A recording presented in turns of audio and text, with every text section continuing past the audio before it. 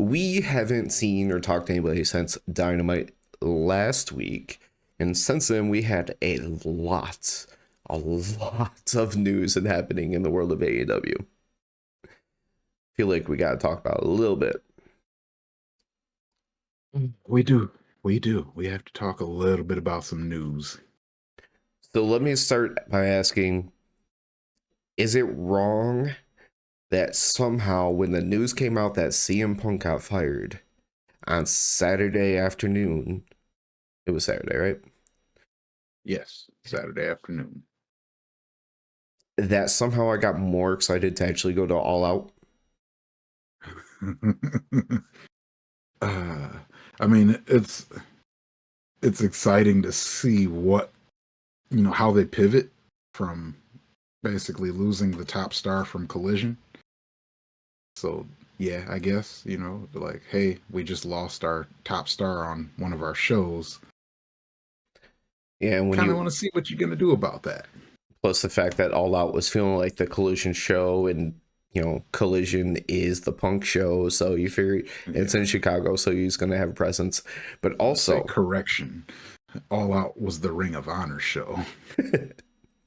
Because there was way more Ring of Honor belts than AEW belts, I feel like. Ring of Honor tapes with Collision. It all makes sense. But there's also this added thing. It's in Chicago, man.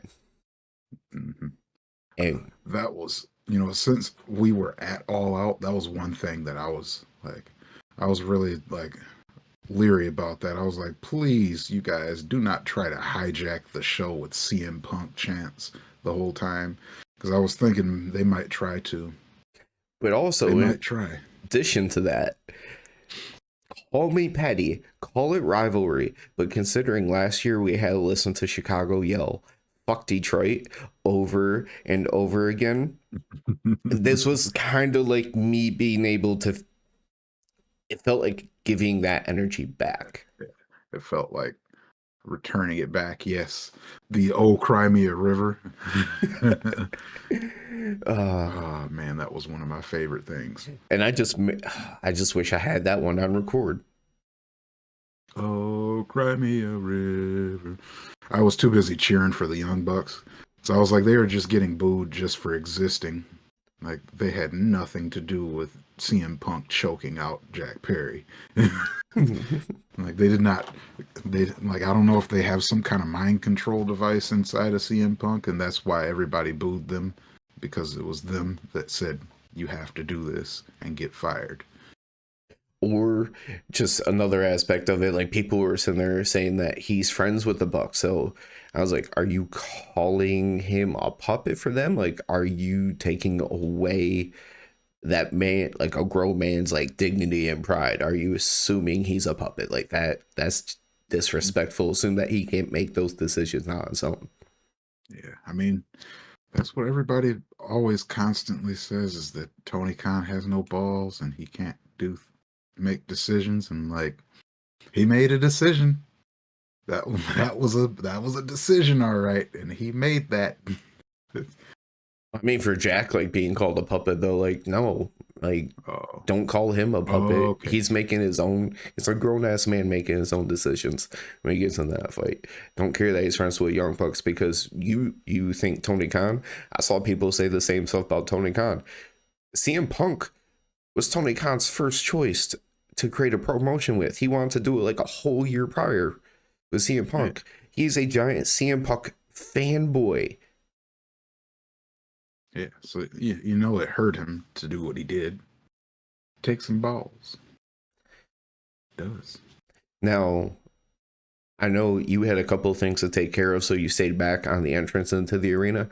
But I can tell you, when me and our friend were in line, people directly behind us having a whole conversation about CM Punk and want to hijack the show and everything. Y'all failed miserably. Yeah, that did not work out at all. The closest you got was the amount of heat that you were just talking about that the Young Bucks had. Mm-hmm. Like, that was the loudest they got, and still got squashed. Yeah, the CM Punk heat. Like, they gave the Young Bucks so much heat. but I feel like the crowd was like 60-40 because they had a lot more cheers. Like when people were cheering, there was a lot more, but the boos did get loud. But the cheers would drown them out a little bit, or at the very least in our section. So I was kind of happy about that because the worst thing to me would have been that the show would have been ruined by people just cheering for CM Punk the whole time. You know what? I am very thankful that nobody in our section was sitting there trying to do it the whole time of the show, because yeah, if they were trying to do it the whole show and they were close enough that you can like individually figure out where it's Yeah, coming from, the kind of thing, like that would get annoying. because yeah, like I don't have any hate for CM Punk, but I would have had a whole lot of hate for people ruining it all out for me if they were just screaming CM Punk the whole time.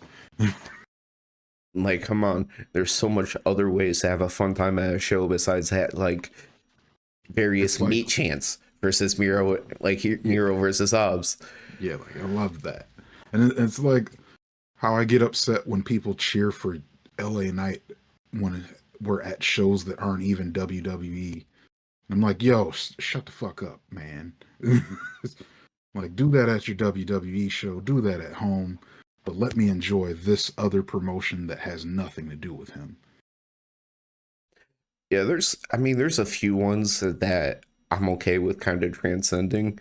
And it's weird because we're going from yeah to yes, but I mean, the yes chant literally got taken from WWE to going around the globe for all different types of sports and everything. And it's an encouraging thing that can be used for everyone. It isn't one person. Although I think it should only be for one person and one person only. He won't initiate it anymore. That's cool. But if fans want to do it for him, do it. I think you should leave it alone for everybody else, though. You don't like seeing it at the sports arenas when you would see like Nope. 80,000 people doing it. Nope. Don't like it.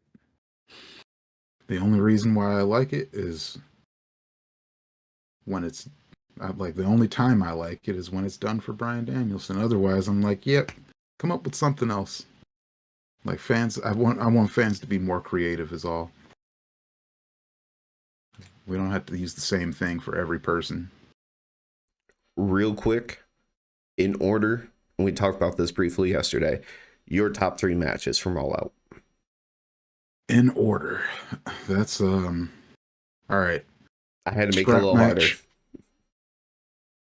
Kenny Takeshita, and so this is in order of favorite from like number 1 to number 3 here. Yes. So yeah, strap match, Kenny Takeshita, meat match, which was Miro and Powerhouse. But it's forever the meat match to me. All right, just to try to be a little bit different, because those pretty much are the right answers. And I mean, you got match quality in there, fun with crowd and entertainment. I'll just go slightly different in strap match. I do have a beef with this match because we just saw the same story with Bianca Belair at SummerSlam, but MJF and Adam Cole, because the crowd participation in that and the fact that I finally got to say the words. Yeah. And of course, meat match. Meat. Dude. This Like, is meaty.